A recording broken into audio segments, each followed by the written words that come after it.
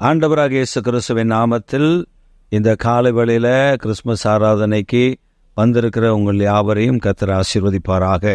இன்றைக்கு நம்முடைய தியானத்திற்கென்று தெரிந்து கொள்கிற வேத வசனம் ஏசாயா தீர்க்கதரிசன புஸ்தகம் 7வது அதிகாரம் 14ஆம் வசனம். ஆதலால் ஆண்டவர் தாமே உங்களுக்கு ஒரு அடையாளத்தை கொடுப்பார். இதோ, ஒரு கன்னிகை கர்ப்பவதியாகி ஒரு குமாரனை பெறுவாள்.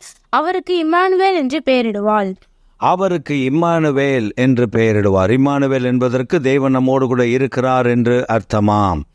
ஆண்டவர் நமக்கு தந்திருக்கிற ஒரு தெய்வ குமாரன் இம்மானுவேலராய் நம்மோடு கூட இருக்கும்படி அவர் அருளப்பட்டிருந்தார். அவர் இந்த பூமியில் அருளப்பட்டவர் நம்மோடு கூட இருக்கும்படி அவர் கட்டளையை பெற்று நம்மோடு கூட இருந்து கொண்டிருக்கிறார். நம்மை வழி நடத்துகிறார், வாழ வைக்கிறார், ரட்சிக்கிறார், மீட்கிறார், ஆலோசனை தருகிறார், அறிவை புகுத்துகிறார். நம்மேல தம்முடைய பாதுகாப்பையும் பிரசன்னத்தையும் தந்து நம்மை அழகாக, மிக அழகாக, நேர்த்தியாக நடத்தி வருகிற கர்த்தர் இந்த தேவாதி தேவனை நீங்களும் நானும் ஆராதிக்கிறோம். ஆம் பிரியமானவர்களே, நமக்கு தந்திருக்கிற வாக்கு தத்தம் இதுதான். அதே போல ஏசாயா தீர்க்கதரிசன புஸ்தகம் 9ஆம் அதிகாரம் 6ஆம் வசனம், அங்கே ஒரு காரியம் சொல்லப்பட்டிருக்கிறது.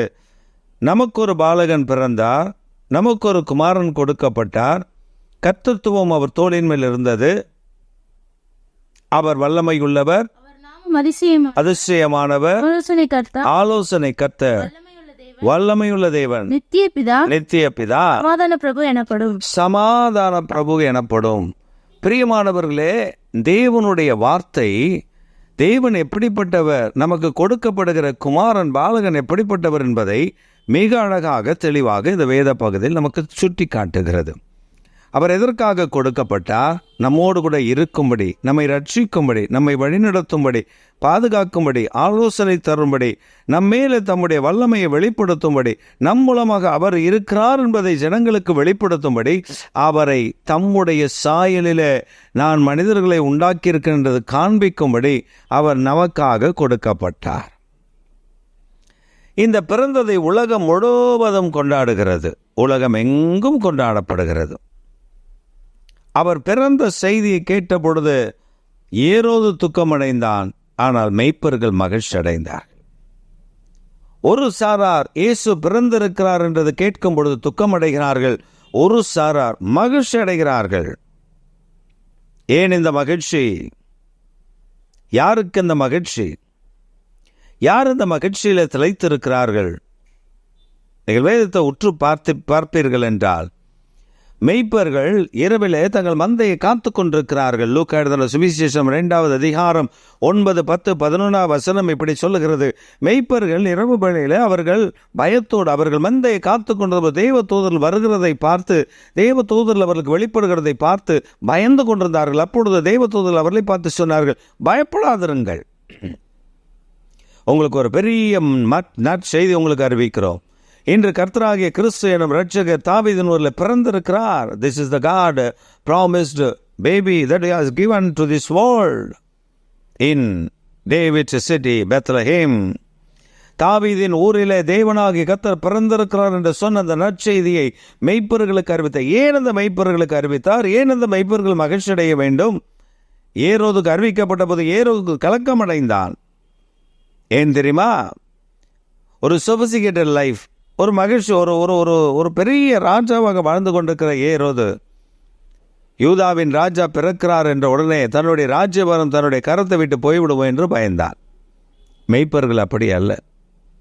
நாங்கள் எதிர்பார்த்த இந்த ரட்சிப்பு கொடுக்கிற ரட்சகர் பிறந்திருக்கிறார் என்று சொன்ன உடனே அவர்களுக்கு பெரிய மகிழ்ச்சி. ஏனென்றால் மெய்ப்பர்கள் வேலை மிக கடினமானது, மிக கடினமானது. இந்த மெய்ப்பர்களை குறித்து சமீபத்தில் ஒரு காணொளியை காண நேரிட்ட பொழுது இந்த மெய்ப்பர்களுடைய கடினமான வாழ்க்கை புரிந்தது. ஒரு மெய்ப்பன் இருக்கிறார். அந்த மெய்ப்பனுடைய கரத்தின் கீழே ஒரு 1000 ஆடுகள் இருக்கிறது, அல்லது 500 ஆடுகள் இருக்கிறது. இந்த 500 ஆடுகளும் மெய்ப்பனுடைய சத்தத்தை கேட்டிருக்கும், கீழ்ப்படியும். இந்த 500 ஆடுகளும் மெய்ப்பனுடைய சத்தத்திற்கு செவி கொடுக்கும்.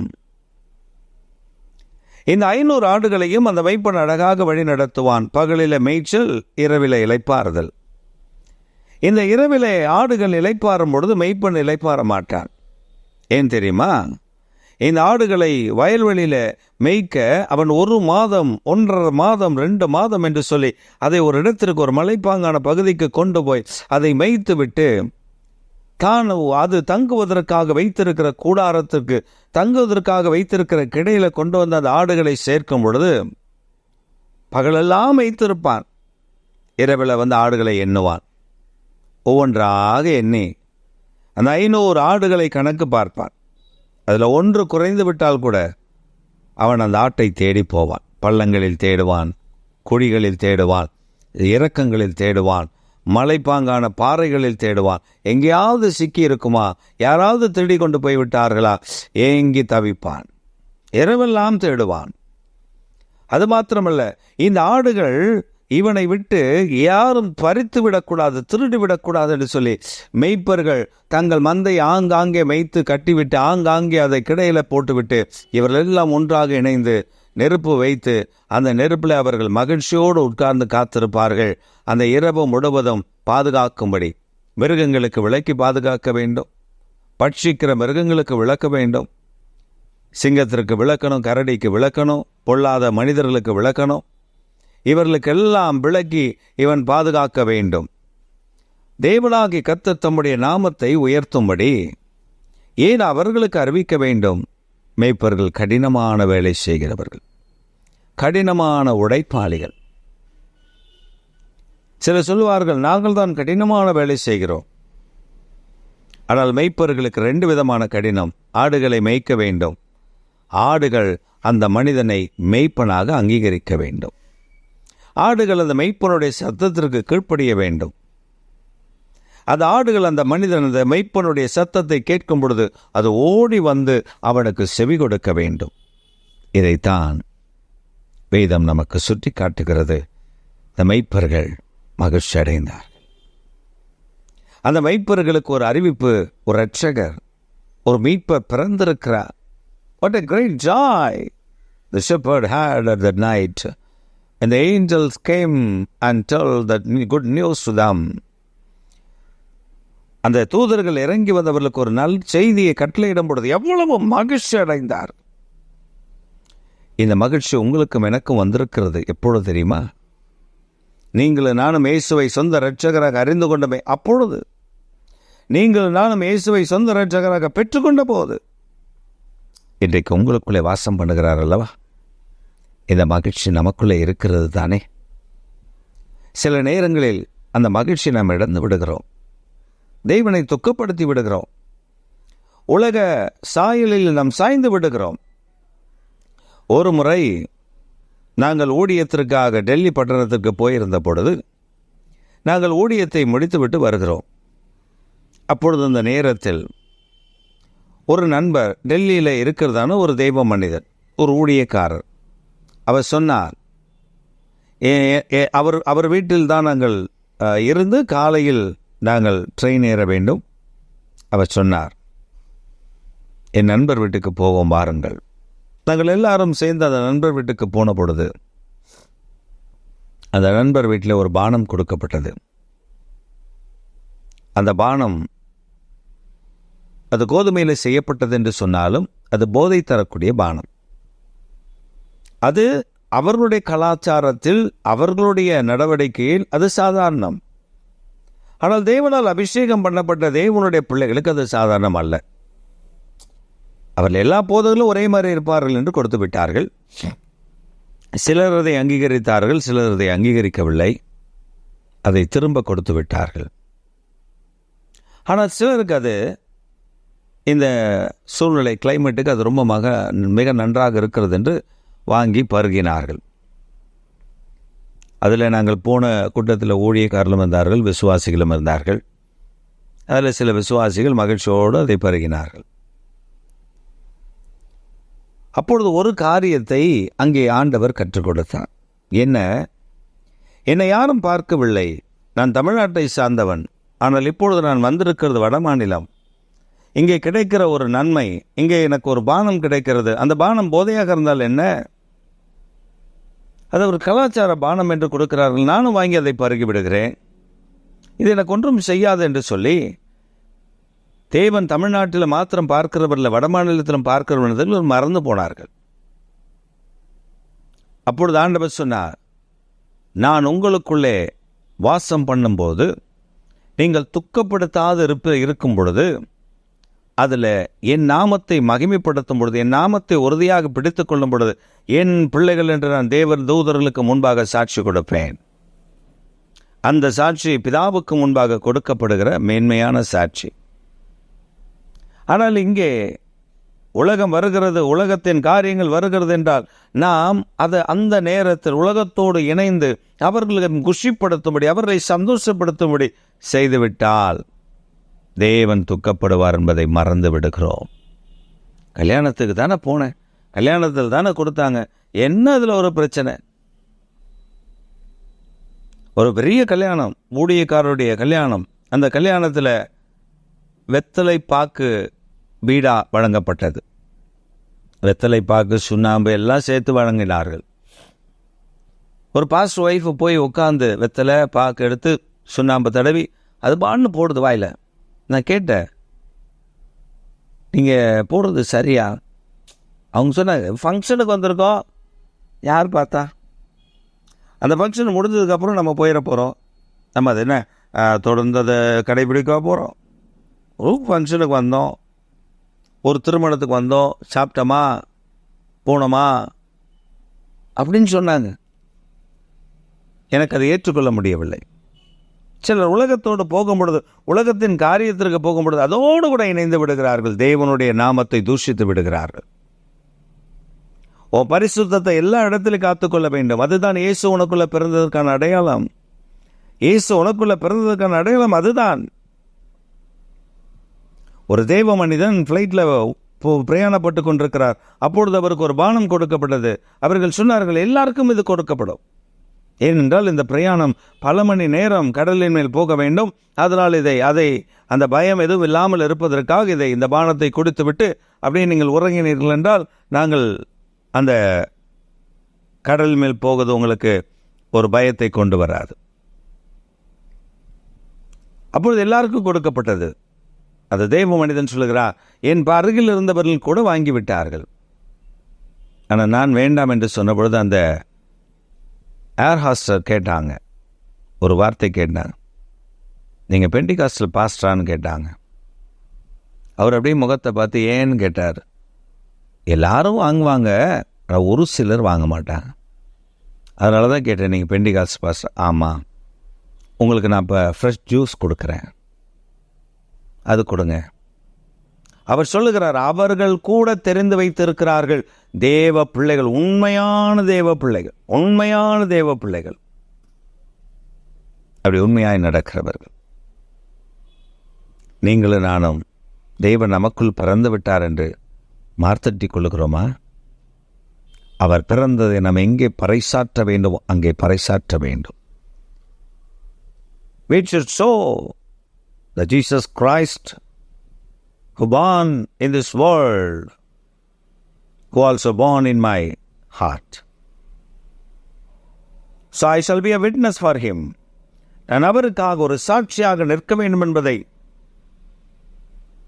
we did not forget the thing. Each and every time we shall remember that Jesus Christ, who lives in me, He sees whatever thing we are doing. He knows everything. He knows each and everything. We should be gracious. We should be keen and be holy. Don't defile yourself through these worldly things. Because our God is awesome. The God is great, holy God. I am holy. That's why. Because I want you shall be a holy person. நான் பரிசுத்தர், அதனால் நீங்களும் பரிசுத்தமாய் இருங்கள், விரும்புகிறேன் அதை என்று ஆண்டவர் சொல்லுகிறார். நமக்குள்ளே இயேசு பிறந்திருக்கிறார். அந்த பிறந்திருக்கிறதை மற்றவர்களுக்கு காண்பித்தால் போதும், மற்றவர்கள் நம்முடைய வாழ்க்கையில் செயல்கள் மூலமாய், செயல்பாடுகள் மூலமாய் நாம் காண்பிக்கும் பொழுது அவர்களும் அதை அறிந்து கொள்வார்கள். எப்படியெல்லாம் காண்பிக்கலாம்?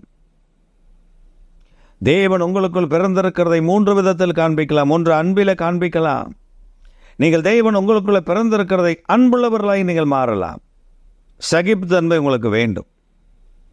மற்றவர்களை மன்னிக்கிற தன்மை உங்களுக்கு வேண்டும். முதலாவது அன்பு வேண்டும், மற்றவர்களை மன்னிக்க வேண்டும். 3வது, உங்கள் தேவனுடைய நாமத்திற்கு மகிமையை கொண்டு வருகிற காரியத்தை நீங்கள் செய்ய வேண்டும். Then only you have to do 3 things. One, you have to love each other. Secondly, you have to forgive those who are sin against you. Thirdly, you should proclaim or propaganda the God of awesome God who was Jesus Christ, who was living within you. You should show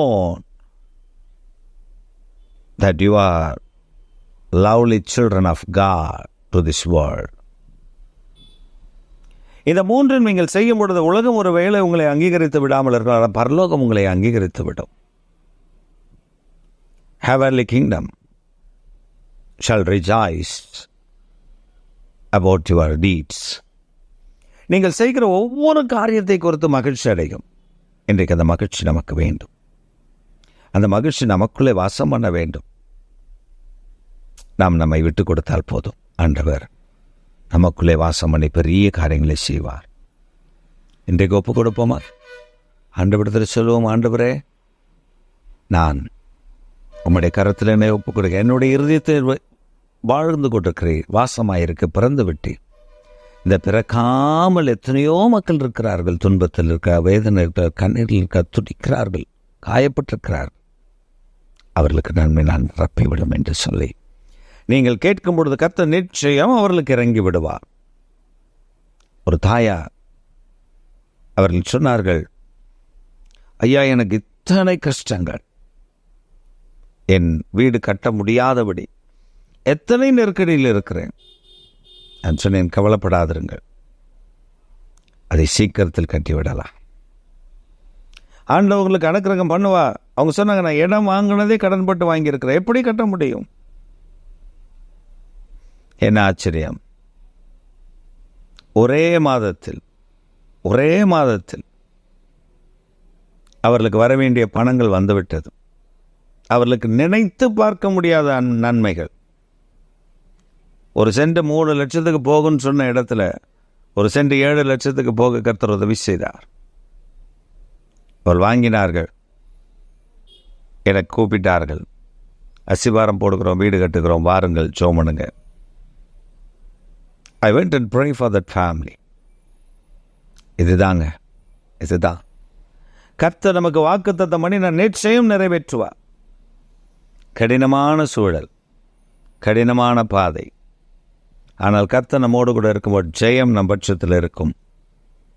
ஒருவேளை சத்துரு நமக்கு விரோதமாக எழும்பலாம், ஆனால் கர்த்தர் நம் பட்சத்தில் இருக்கும்போது the great joy. How the shepherd feel the joy in the wilderness at that night. Likewise, today, when you accept Jesus Christ as your Savior, when you allow Him to live in you, you allow Him to born in you, then you will receive the blessing of the Lord. You will be the children of the Lord. He will change all your sorrows, all your worries. He will be your God.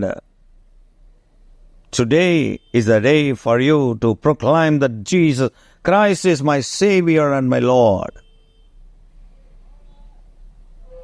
I will show the love to the people.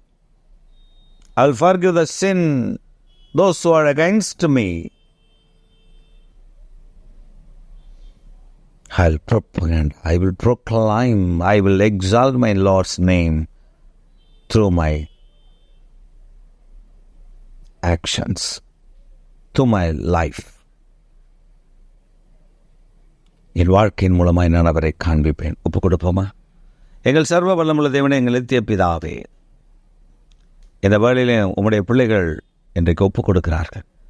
அவர் இருதயத்தில் வாசம் பண்ணி அவளை ஆசீர்வித்து வழி நடத்தும் கிருபை சொல்லட்டும். இயேசுவின் நாமத்தில் பிதாவே, ஆமென்.